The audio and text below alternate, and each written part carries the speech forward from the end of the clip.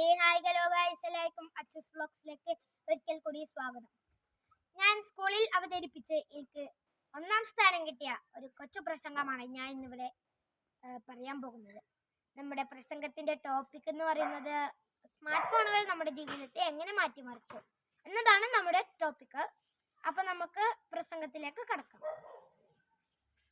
ബഹുമാനപ്പെട്ട അധ്യാപകരെ, കൂട്ടുകാരെ, ഞാൻ ഇന്നിവിടെ സംസാരിക്കാൻ പോകുന്നത് സ്മാർട്ട് ഫോണുകൾ നമ്മുടെ ജീവിതത്തെ എങ്ങനെ മാറ്റിമറിച്ചു എന്ന വിഷയത്തെ പറ്റിയാണ്.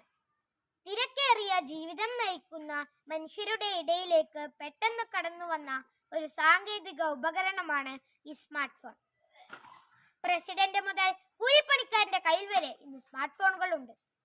സ്മാർട്ട് ഫോണുകൾ ഇല്ലാത്തൊരു ജീവിതം അത് നമുക്ക് ചിന്തിക്കുക തന്നെ അസാധ്യം.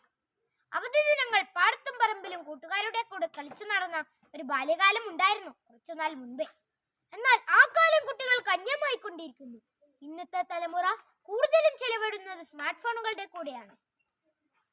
നമുക്ക് ചുറ്റുമൊന്ന് കണ്ണോടിച്ചാൽ കാണാം തീർത്തും തലകുഞ്ഞു പോയ ബാല്യ കൗമാരങ്ങളെ.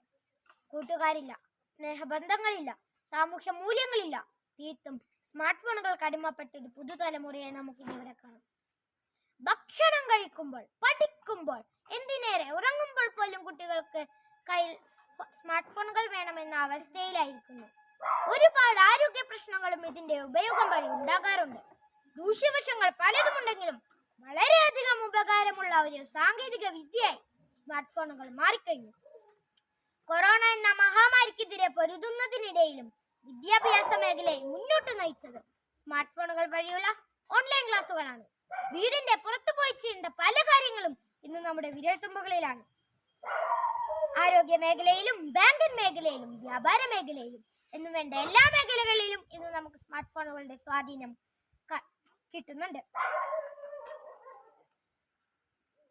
പല സോഷ്യൽ മീഡിയ പ്ലാറ്റ്ഫോമുകൾ വഴിയും നമ്മുടെ കഴിവുകൾ ലോകത്തിനു മുൻപിൽ തുറന്നു കാട്ടാനും സ്മാർട്ട് ഫോണുകൾ സഹായിക്കും. ഒരു നാണയത്തിന്റെ 2 വശങ്ങൾ പോലെ സ്മാർട്ട് ഫോണുകൾക്ക് ഗുണങ്ങളും ദോഷങ്ങളും ഉണ്ട്. മൊബൈൽ മാത്രമല്ല, ഏതൊരു സാങ്കേതിക വിദ്യയും അത് നാം എങ്ങനെ ഉപയോഗിക്കുന്നു എന്നതിനെ ആശ്രയിച്ചാണ് നല്ലതും ചീത്തയുമാകുന്നത്.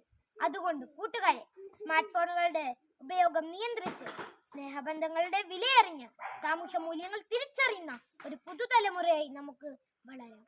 നന്ദി. ഇത്രയും പറഞ്ഞുകൊണ്ട് ഞാൻ എൻ്റെ വാക്കുകൾ ചുരുക്കുന്നു. നന്ദി, നമസ്കാരം.